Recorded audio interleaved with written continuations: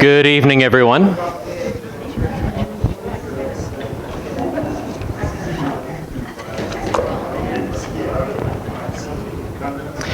Time for us to get started this evening. We are in Leviticus chapter 10, and we're wrapping up the sin of Nadab and Abihu. And we've talked about how, sometimes whenever we turn to the sin of Nadab and Abihu, we tend to take it out of its context. Right? It's a really short story. It's only 3 verses long, and just in those 3 verses, it's kind of a pithy, punchy story. Right? It's the kind of story that preaches, which is why we turn to it so often. Right? So you just read the first 3 verses of Leviticus chapter 10. Now Nadab and Abihu, the sons of Aaron, each took his censer and put fire in it, and laid incense on it, and offered unauthorized fire before the Lord, which he had not commanded them. And fire came out from before the Lord and consumed them, and they died before the Lord. Then Moses said to Aaron, "This is what the Lord has said, among those who are near me, I will be sanctified, and before all the people I will be glorified." And Aaron held his peace. And so, you've got the entire thing just wrapped up there in 3 verses. You've got Nadab and Abihu's action, you've got the Lord's response, and you've got the consequences, for their actions. You see that just immediately. And then you see the moral of the story, right? And it's even divided up by verse, right? Verse 1 is what they did. Verse 2 is what happened to them because of what they did. Verse 3 is the moral of the story. So, it's kind of wrapped up nice and neat. So what we've been going over is what Nadab and Abihu have to teach us in context, right? Because their sin, we typically just talk about the unauthorized fire, which is it's a pretty big part of their sin, right? And this is something we didn't go over on Sunday. But this is something that the Lord explicitly talked about in the law. If you go back to Exodus chapter 30, he gives Moses some of the laws for the altar of incense in the first half of the chapter. So he describes how you're going to construct it, what its dimensions are going to be, what its material is going to be. And when you get down to verse 9, all right, I'll tell you what, let's start in verse 7. All right, so Exodus chapter 30, verse 7. So we'll get the proper use for the altar of incense before we come to this commandment. "And Aaron shall burn fragrant incense on it. Every morning when he dresses the lamps, he shall burn it. And when Aaron sets up the lamps at twilight, he shall burn it. A regular incense offering before the Lord throughout your generations." All right, so whenever we read in other places about the morning and evening sacrifice, this is part of it. The priest setting up the lamps and offering incense at the altar of incense. But then look at verse 9. "You shall not offer unauthorized incense on it, or a burnt offering, or a grain offering, and you shall not pour a drink offering on it." All right, so the Lord tells Moses, "Hey, I'm going to be real specific about what you're supposed to do with this altar." Right? No other type of offering is to be put on it. Not a burnt offering, not a grain offering, not a drink offering. Where do all of those offerings go? Yeah, the other altar. Yeah, the altar of burnt offering. Right? The one that's out in the courtyard in front of the tent of meeting. That's the place for all of that. Right? So you don't take that inside and offer any of that on the altar of incense. And you don't offer anything except what the Lord has said. Right? You've got these 2 offerings, the morning and the evening offering of incense. But apart from that, he specifically says, "You shall not offer unauthorized incense on it." And the way that Nadab and Abihu's sin is described is they offer unauthorized fire before the Lord. It's an explicit violation of this commandment given in Exodus chapter 30, verse 9. Right, but as we consider the context, we noted on Sunday just how brazen their sin is and how extreme their sin is. Because we got to look at the context of not just what they've done, but when they've done it and what has happened before they've committed this sin.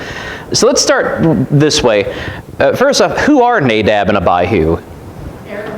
All right, they're Aaron's oldest sons, his two oldest sons, which makes them what? What position does that give them in Israel? They're priests. How long have they been priests by the time we hit Leviticus chapter 10? Not long at all. Yeah, and they've already messed up that badly. So this whole narrative section in chapters 8 through 10 is about the consecration of Aaron and his sons as priests. All right, so they're fresh out of ordination here, right? Now we studied through chapters 8 and 9. What was the process for ordaining Aaron and his sons? I mean, you've got the sacrifices, you've got the anointing with oil, but was their ordination completed just right away?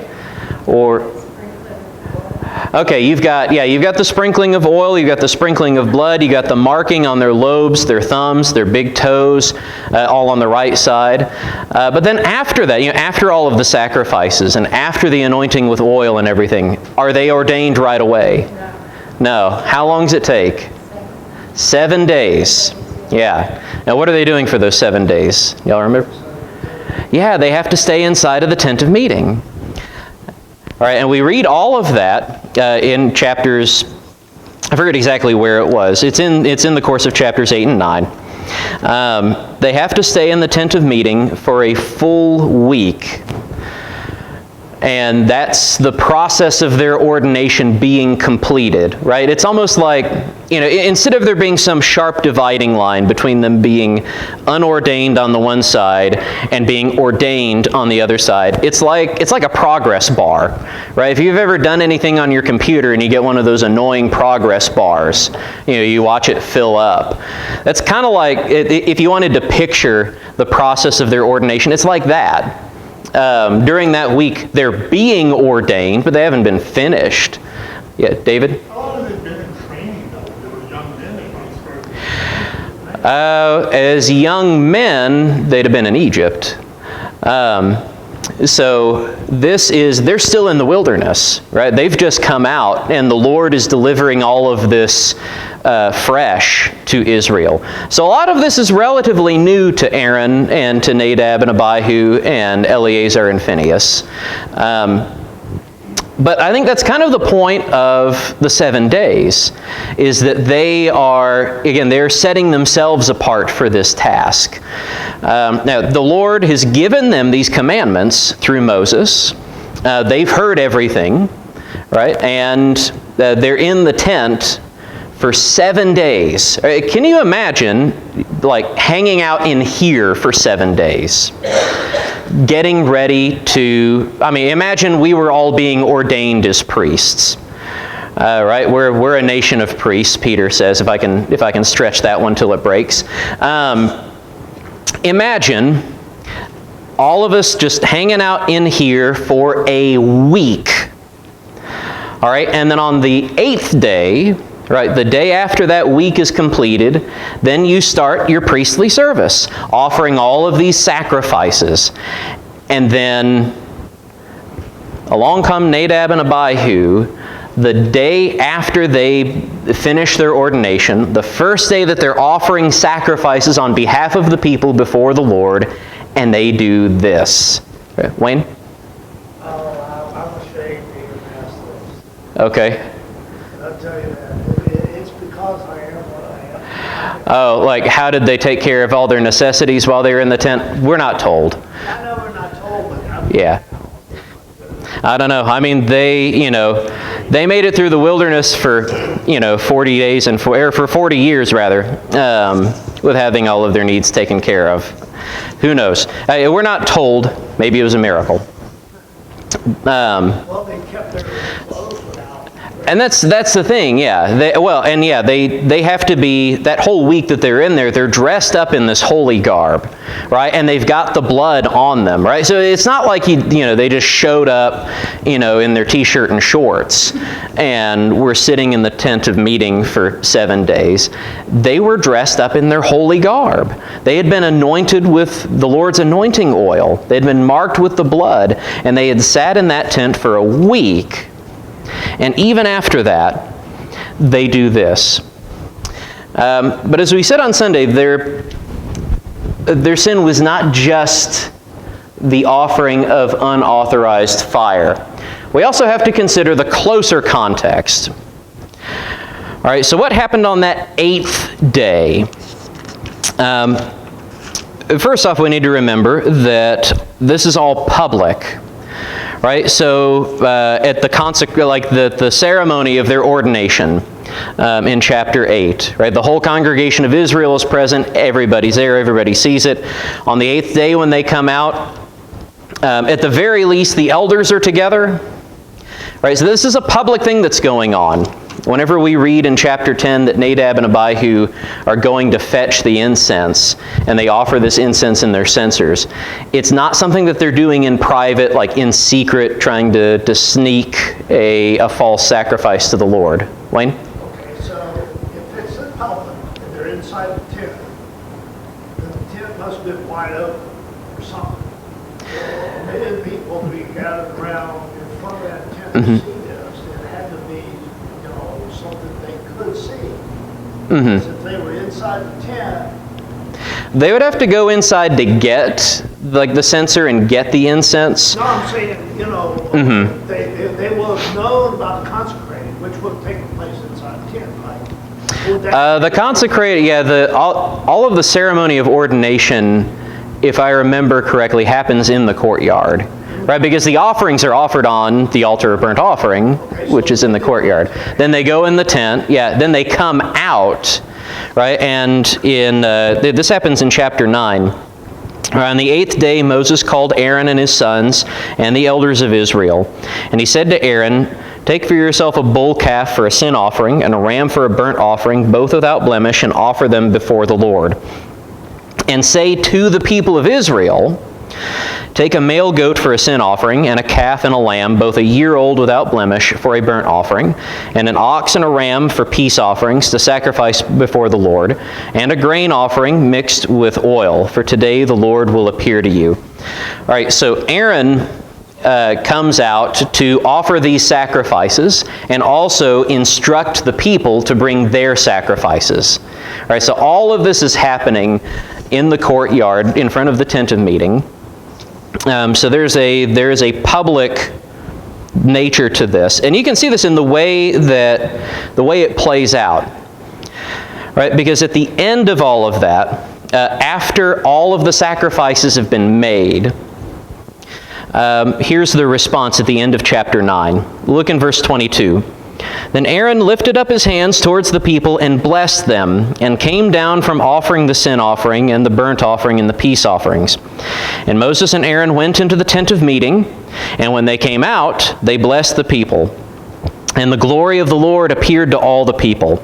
And fire came out from before the Lord and consumed the burnt offering and the pieces of fat on the altar. And when the people saw it, they shouted and fell on their faces. Right? There's a very public element to this that Nadab and Abihu are responding to. Right? So Moses and Aaron have come out to bless the congregation. The glory of the Lord has appeared. Fire comes out from before the Lord to consume these offerings. So there's no question in Israel's mind, does the Lord accept these sacrifices? That question is answered definitively in the way that the Lord makes fire come out from before himself to consume these offerings. And the people's response is to shout and fall on their faces. And it's at that point that Nadab and Abihu each took his censer and put fire in it and laid incense on it and offered unauthorized fire before the Lord, which he had not commanded them. All right, so again, we've got the public nature of this spectacle. You see it, I think, also in the Lord's response in chapter 10, verse 3. right, where the Lord says, "Among those who are near me, I will be sanctified, and before all the people, I will be glorified." So, why does the Lord say that in response to Nadab and Abihu? So part of what they're doing is trying to get glory for themselves. They're basically trying to ride on the coattails of what has happened at the end of chapter 9. Right, that all of the people are jazzed up, as it were. And Nadab and Abihu are trying to get in on it. And specifically, the way they're trying to do that is by trying to evoke another response from the Lord. All right, so Aaron has offered these sacrifices on the altar of burnt offering, and the Lord has responded in this way that has caused the people to fall down and worship. And they're trying to get the same response. I think, in a sense, here we can read this not just as Nadab and Abihu trying to get glory for themselves, but also trying to do that not only at God's expense, but at Aaron's expense. Right? Just like Aaron was trying to usurp Moses' place back in Exodus 32, here they're doing this right on the coattails of what Aaron has done in offering these sacrifices that has generated this favorable response from the Lord. Now they're going to make an offering, and they're going to try to get a favorable response from the Lord, and they do get a response from the Lord, but it's not the one they're expecting, right? They want the Lord to respond. The Lord responded to Aaron's sacrifice. The fire came out from before the Lord and consumed the burnt offering and the pieces of fat on the altar. And the Lord responded in a very similar fashion to their offering. Chapter 10 and verse 2, "Fire came out from before the Lord and consumed them, and they died before the Lord." All right, so here you can see the Lord's response to what they've done. It's commensurate to what they've done, right? The punishment fits the crime, as it were. And so you look at the way the Lord punished them, and I think you could pretty easily piece together what exactly their crime was. All right, so there's these things. Now, we didn't spend a whole lot of time talking about this last sin of theirs. That by what they've done, they have defiled, at the very least, the altar of incense by offering the incense in this way. But they also defile the whole tent by dying in it. Right, and part of where we see this is just in the general response to what happens. All right, so we pick this up in verse 4, chapter 10, verse 4. All right, and first off, we know from the law that dead bodies are unclean. All right, Moses called Mishael and Elzaphan, the sons of Uzziel, the uncle of Aaron, and said to them, "Come near, carry your brothers away from the front of the sanctuary and out of the camp." All right, so they came near and carried them in their coats out of the camp, as Moses had said. All right, what kinds of people and what kinds of things do you read about going outside of the camp in the law? Now, I know we've not really gone through the whole law, but just from what you remember, like growing up or being in church. David, what kinds of things go out of the camp? Well, one of the things is the scapegoat. All right, the scapegoat is driven out of the camp, yeah, bearing all the people's sins. Good, yeah. Anybody remember anything else? What about lepers? They have to live outside the camp. Any kinds of bodies, like particularly the bodies of unclean animals. Basically, everything unclean has to go out of the camp. Go ahead. Just thought the one was left with the sacrifices, the Lord was with, but had to take it outside to be part of it. Yes, and those, what's interesting about those, yeah, so like the sin offering in particular. All right, so there is a piece of meat that's taken from the sin offering along with some fatty portions, and those are offered on the altar of burnt offering. But most of the sin offering's body and its skin and its dung, like its bowels. That's all taken outside of the camp and burned, although the law specifies that it's to be taken to a clean place. That's like one of the only things that you read about in the law that specifies that. If you go outside of the camp for that sacrifice, you have to find a clean place to burn those leftovers of that sacrifice, because the sacrifice is holy, right? So you burn it up in a clean place. But everything else, it just goes outside the camp. In fact, there are places where it's specified that there's supposed to be a garbage heap, essentially, right? And so the sons of Aaron are sent out more or less along with the garbage, right? Because they are unclean. And by what they have done, they have defiled everything around them. Now, we're going to see more evidence of that as we read on in Leviticus chapter 10, because we're going to see the consequences of their sin. All right, now, the most obvious, glaring consequence of their sin is they die, right? But we're going to see other consequences piled on top of that as we read the rest of the chapter. So any questions or comments up to this point? So this is to review Nadab and Abihu's death. And again, just their sin is bigger than just the unauthorized fire, right? They're compounding that with all kinds of things. Wayne? I just keep going over this in my mind all the time. I can't get it. Mm-hmm. It says here, come near, carry your brothers away from the front of the sanctuary. Yeah. So the sense is like they've brought it outside of the sanctuary, into the courtyard. They brought it outside. They died out there because nobody could touch them if they died. That was it. I mean, it wasn't until their brothers picked them up with their coats that they were carried out. Mm-hmm. So my thought is that they died there. They must have died there. So my thought is that they must have put the incense on the altar of sacrifice, which wasn't allowed. You were supposed to offer incense on the altar, and you were not supposed to do it. Mm-hmm. Yeah. So the whole entire thing was it was a spectacle to try to get the bull. Yeah, I think the sense here, because this does make it clear that their corpses are in front of the sanctuary, that is, in front of the holy place.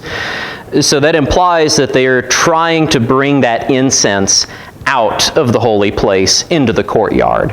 And that's when the fire comes out and consumes them. Yeah. So again, that's just part of the way that they're defiling the whole compound. I mean, the incense itself especially, because it's supposed to be offered in the holy place. Yeah. It's not for public consumption. Yeah. All right, so let's read on. All right, so we've got up to verse 6. And Moses said to Aaron and to Eleazar and Ithamar his sons, "Do not let the hair of your heads hang loose, and do not tear your clothes lest you die, and wrath come upon all the congregation. But let your brothers, the whole house of Israel, bewail the burning that the Lord has kindled." And we'll stop there for just a second. All right. Do not let the hair of your heads hang loose. Do not tear your clothes. So, in other words, what are Aaron and Eleazar and Ithamar not allowed to do? Mourn. Yeah. That's exactly what we're talking about. Letting the hair hang loose, tearing the clothes, these are signs of mourning. And they are not allowed to mourn the deaths of Nadab and Abihu. Now, we've talked about the way that Israel responds to death before, right? Like dressing in sackcloth and ashes, or putting dust on your head. Part of it's all like an association with the dead, right? You're claiming the dead, obviously to be your own kin. It's like what we've talked about, how in English, we say something like, a piece of me died with him. That we, again, we associate with the deceased. And that's the way that Israel mourned those whom they lost. Right? Even though they are departed, even though they're gone, they're still part of the congregation of Israel, right? They're still remembered, they're still part of the family line, and they're still associated with. Here, Moses and Aaron and Eleazar and Ithamar are told that they are not to mourn for Nadab and Abihu. In other words, Nadab and Abihu are cut off. Right? They have, as far as Aaron and his other sons, his surviving sons are concerned, Nadab and Abihu are non-persons now. They've not just died, they have ceased to exist. When you factor those things together, that they're not to be mourned for by their own family, and that they're to be carried outside of the camp, right? They are completely cut off from Israel. This is how. Well, let me just ask this question: how often in the Old Testament do you ever read of somebody dying and going to hell? Do you remember any places in the Old Testament where it talks about people going to hell? Now, we know of places in the New Testament where it talks about that, right? We've got the parable of the rich man and Lazarus. We've got various warnings. Now, you do have some language in the Old Testament about the descent into Sheol, but that's just a general depiction of death, right? Sheol was just the grave. Everybody goes to Sheol. But whenever somebody is cut off, that's different. Right? To be cut off from the congregation of Israel means you're cut off from the promises of Israel. Right? Because the promises, as far as everybody understands at this point in Scripture, at this point in history, the promises are only for and through Israel. Right, this is one of the closest places that you get in the Old Testament to the text just telling you, hey, those guys went to hell. David? Couldn't it be assumed that if you didn't follow the God of Israel, Mm-hmm. that you told them you weren't going to go places you would go to? You believe in that God, and another God you weren't. Right, so like you would have no portion in Israel, right, if you were going after other gods. Right, this is, maybe the closest, like the best synonym that we have for this is disfellowshipping, being cut off from the congregation, from the church, and being declared to be, in modern terms, we would say that somebody's outside of Christ, right? Or, in other traditions, they would say something like they're excommunicated, right? We are not given the sense that there's any sort of mercy left for Nadab and Abihu, and this is put in some of the strongest possible terms that we have available in the law. Right, so the consequences, again, it's more than just they die. Because plenty of people in the Old Testament die. Right? They are cut off. Now there's some risk attached to this. Right? The Lord is serious about them being cut off. He says, don't let the hair of your heads hang loose, don't tear your clothes, lest you die. All right? Nadab and Abihu are to be cut off, and if Aaron and Eleazar and Ithamar want to associate themselves with Nadab and Abihu, they're going to die too. And wrath come upon all the congregation. Right, so this has consequences that go way outside of just Nadab and Abihu. Right? Sometimes we talk about sin like, the consequences of your sin are just for yourself, right? Like if I sin, I bear the consequences. If somebody else sins, they bear the consequences. But here we see like the ripple effect of sin, right? That it creates a risk, not just, like my sin is not just a risk to me. My sin is a risk to everybody. right? That sin defiles everything. And in the case of the priests here, their sin runs the risk of bringing the Lord's wrath on the entire congregation of Israel. All right. Yep. This has to do with what is said in 3, which says, among those who are near me, I'll be sanctified, i.e. priest. Yeah. And before all the people, Mm-hmm. I'll Yep. glorified. So, in other words, I see this as a sin of worship.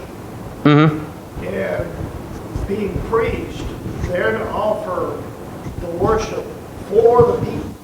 Mm-hmm. And if they offer it wrong, Mm-hmm. then the people suffer also because they did something wrong. So Right. not only they're suffering, but also the people will suffer also. This doesn't extend to every sin. Mm-hmm. It only extends to this sin which is representatory of the people by the priest. The priesthood represent the people by their sacrifice. So what we're saying here is not that the guilt of Nadab and Abihu's sin rests on the whole congregation, or could rest on the whole congregation, but that the consequences could. Yeah. Right. Mm-hmm. That's what I'm saying, is that because they're representing the people in their sacrifice, and being priests and doing what they do, because they're offering the animal sacrifice for the people, yeah, they're associated with that. Yeah, standing between the people and the Lord is a high-risk proposition. Exactly. Yeah. And we're gonna see that element it plays a strong role in what happens here in the rest of the chapter. This idea that the priest is the go-between between the congregation of Israel and the Lord, right? And it's something that works in both directions. That the priest is representing the Lord to the people, right? So Aaron has to come out and speak to the congregation and tell them what sacrifices to bring in. But he also is the people's representative to the Lord, making the sacrifices. And there's one other special function that they have that we're going to read about in this chapter. All right, so let's go to verse 7. All right, do not go outside the entrance of the tent of meeting, lest you die, for the anointing oil of the Lord is upon you. And they did according to the word of Moses. And the Lord spoke to Aaron, saying, drink no wine or strong drink, you or your sons with you, when you go into the tent of meeting, lest you die. It shall be a statute forever throughout your generations. You are to distinguish between the holy and the common, and between the unclean and the clean. And you are to teach the people of Israel all the statutes that the Lord has spoken to them by Moses. All right, we're going to come back to this passage in just a minute, but there's a lot packed in there. Verse 12. Moses spoke to Aaron and to Eleazar and Ithamar, his surviving sons. Take the grain offering that is left of the Lord's food offerings, and eat it unleavened beside the altar, for it is most holy. You shall eat it in a holy place, because it is your due and your sons' due from the Lord's food offerings, for so I am commanded. But the breast that is waved and the thigh that is contributed you shall eat in a clean place, you and your sons and your daughters with you. For they are given as your due, and your sons' due from the sacrifices of the peace offerings of the people of Israel. The thigh that is contributed and the breast that is waved they shall bring with the food offerings of the fat pieces to wave for a wave offering before the Lord. And it shall be yours and your sons with you as a due forever, as the Lord has commanded. All right, so that explains to us basically how the priests earn their keep, right? How they eat. This is their food. Now Moses diligently inquired about the goat of the sin offering, and behold, it was burned up. All right, we're going to stop there for just a second, because there's something that we've not read yet that should give us some sense of there's something wrong here in verse 16. And we'll see it from Moses' reaction. Leviticus chapter 10, verse 16. Moses diligently inquired about the goat of the sin offering, and behold, it was burned up. All Go back, keep your finger there. Go back to chapter 6. We're going to start in verse 24. We're going to catch a little bit of the commandments for sin offering.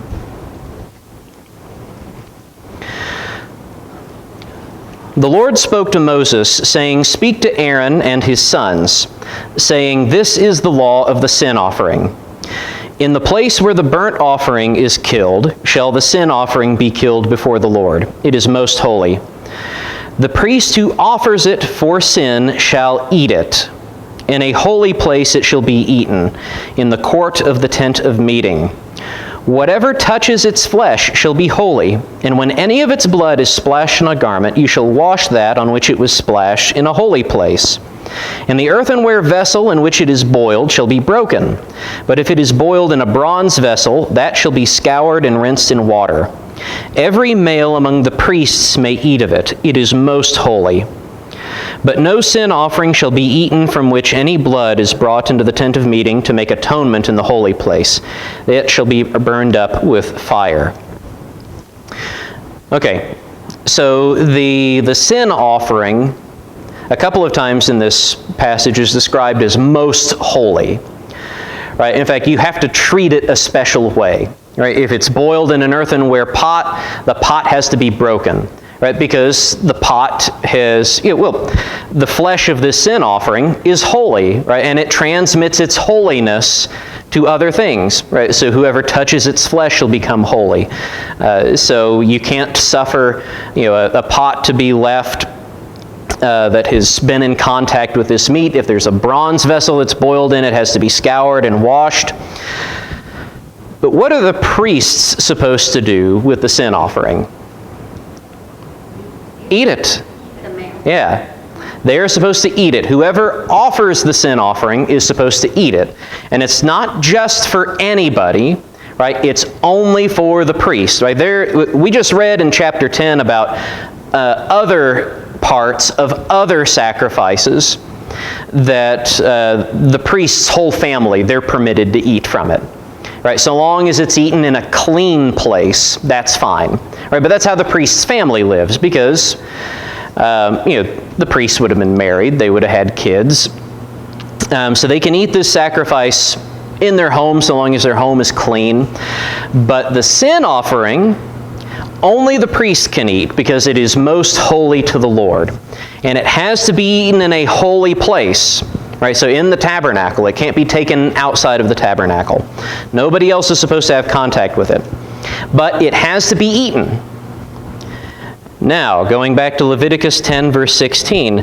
"Now Moses diligently inquired about the goat of the sin offering, and behold, it was burned up." In other words, what had not happened? They didn't eat it. They let it burn up like a burnt offering. So look at Moses' reaction. "And he was angry with Eleazar and Ithamar, the surviving sons of Aaron, saying, Why have you not eaten the sin offering in the place of the sanctuary, since it is a thing most holy, and has been given to you that you may bear the iniquity of the congregation to make atonement for them before the Lord? Behold, its blood was not brought into the inner part of the sanctuary. You certainly ought to have eaten it in the sanctuary as I commanded." All right, so this looks like now Aaron's other sons have sinned. It looks like it. All right, we're going to read the rest of the text in just a second. I want us, before we continue on, I want us to take note of what Moses says about the sin offering. All right, you have to eat it because it has been given to you that you may bear the iniquity of the congregation. Right? That's an interesting thing. File that away in the back of your mind. That part of what happens in the sin offering is that the priest eats it and bears the iniquity of the congregation when he eats the sin offering. All right, but we're going to file that away for now. And it's part of how he makes atonement for the congregation.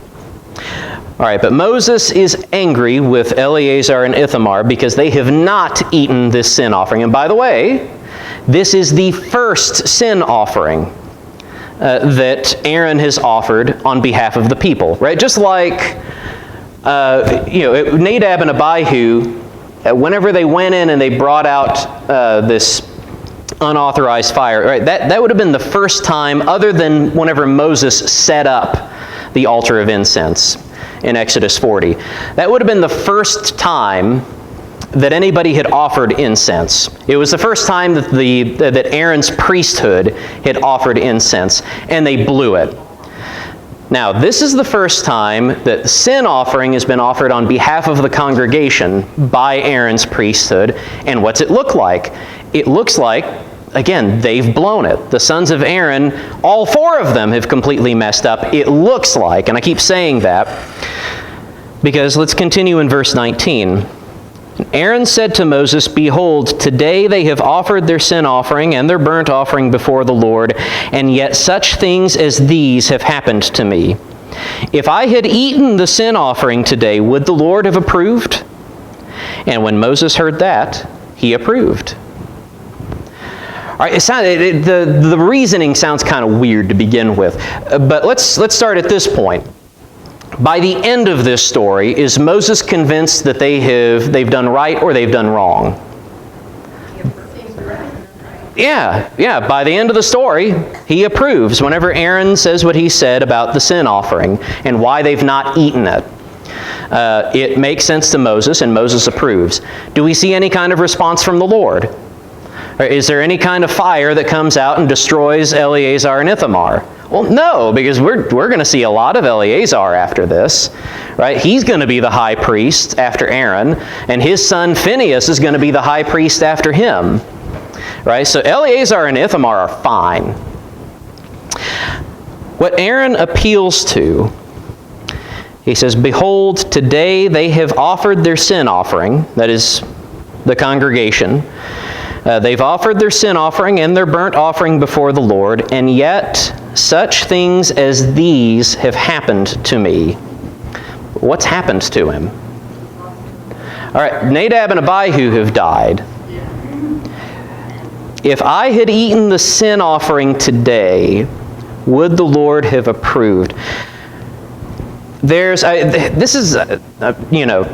We can't sugarcoat it. This is kind of an odd response. It's a difficult response. Let me tell you what I suspect is going on.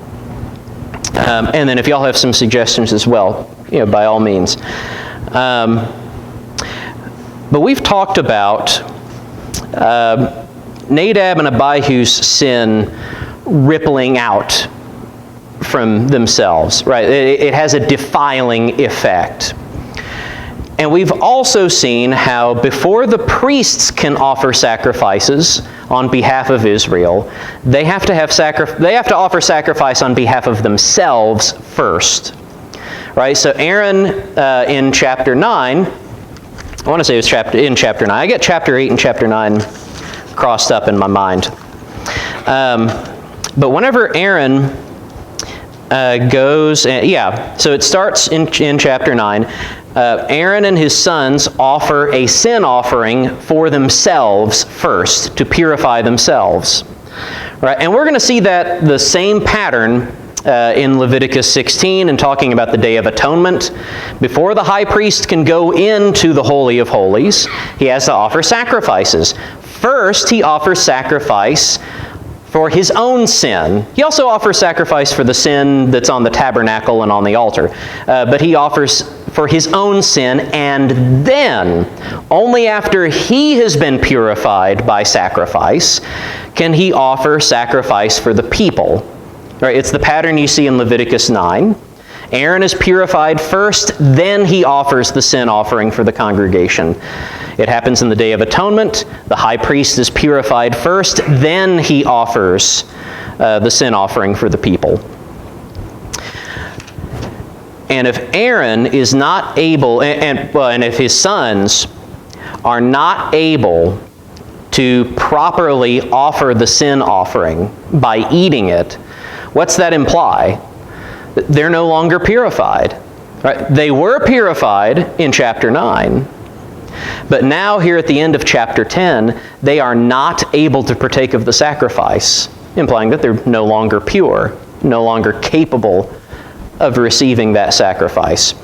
And really the only thing that's happened between the end of chapter 9 in the end of chapter 10 is Nadab and Abihu's sin. So exactly how that works, I don't think I could really explain to you, but it's the best that I can make sense of the text. Let's see. So I tell you what, any questions or comments, because we are basically at the end of our class period here.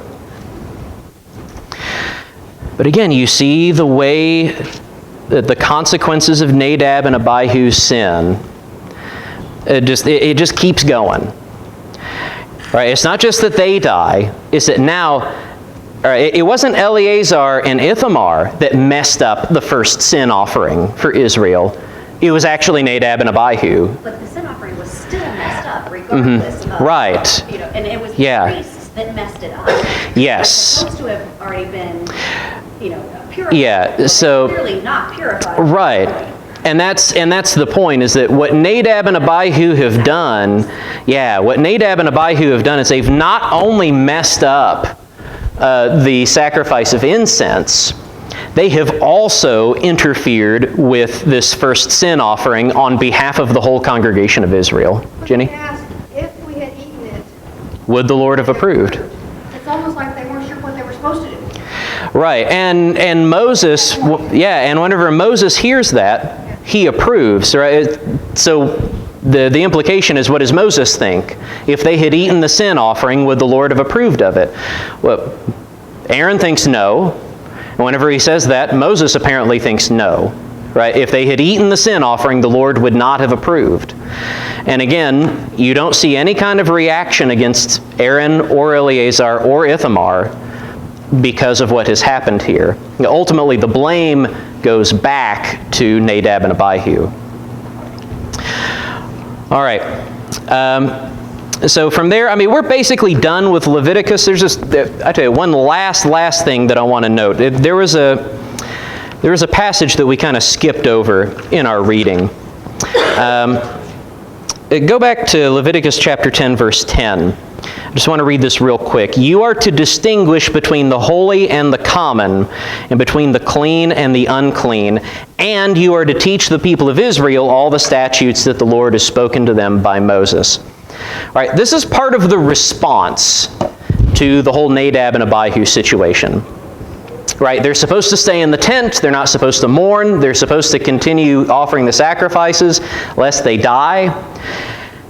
And they are to discern between clean and unclean. All right, now if you've got the outline that we handed out last week, what's like the whole rest of the book about from this point forward? Starting in chapter 11 forward, it's clean and unclean. Right, Nadab and Abihu have made themselves unclean. They've made the tabernacle unclean. They've made Aaron and his sons unclean so that they can't properly eat the sin offering. And so the rest of the book of Leviticus is a broad study of, all right, what's it mean to be clean? What's it mean to be unclean? When you find yourself unclean, how do you get clean again? What's it mean to be holy? How do you be the way that God has called you to be? And all of that, from chapter 11 forward, you can read as a response to what Nadab and Abihu have done. From chapter 11 forward is the cleanup operation, basically. All right, thank you so much for your kind attention and your questions and comments this evening.